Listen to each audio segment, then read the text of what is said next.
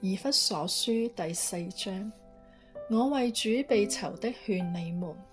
既然蒙召，行事為人就當與蒙召的恩相稱。凡事謙虛、溫柔、忍耐，用愛心互相寬容，用和平彼此聯絡，竭力保守聖靈所賜合而為一的心。身體只有一個，聖靈只有一個，正如你們蒙召，同有一個指望，一主、一信、一洗、一神，就是眾人的父，超乎眾人之上，貫乎眾人之中，也住在眾人之內。我們各人蒙恩，都是照基督所量給各人的恩賜，所以經常說，他升上高天的時候，擄掠了仇敵，將各樣的恩賜賞給人。既說升上，豈不是先降在地下嗎？那降下的，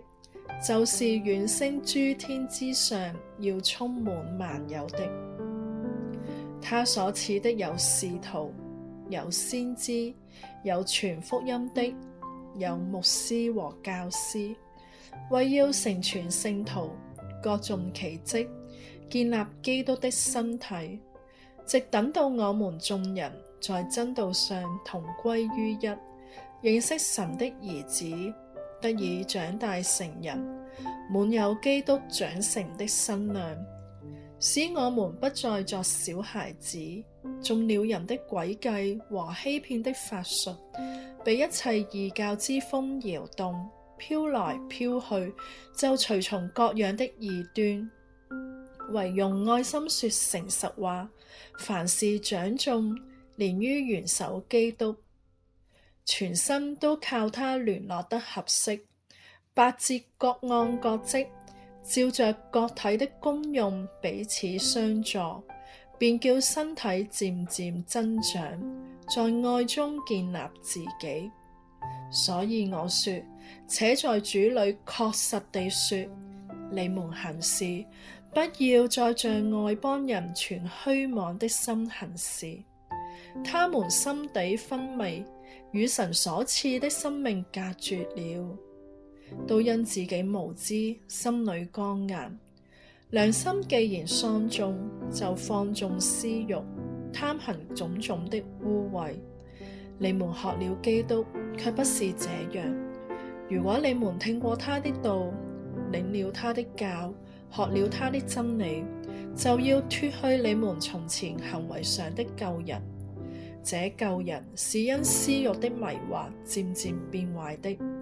又要將你們的心志改換一新，並且穿上新人。這新人是照着神的形象造的，有真理的仁義和聖潔。所以你們要棄絕謊言，各人的語聾舌說實話，因為我們是互相為肢體。生氣卻不要犯罪，不可含怒到日落，也不可給魔鬼留地步。從前偷竊的，不要再偷，總要勞力，親手做正經事，就可有餘，分給那缺少的人。污穢的言語一句不可出口，只要隨時說造就人的好話，叫聽見的人得益處。不要叫神的聖靈擔憂，你們原是受了他的印記，等候得贖的日子來到。一切苦毒、惱恨、憤怒、喧鬧、毀謗，並一切的惡毒，都當從你們中間除掉，並要以恩慈相待，存憐憫的心，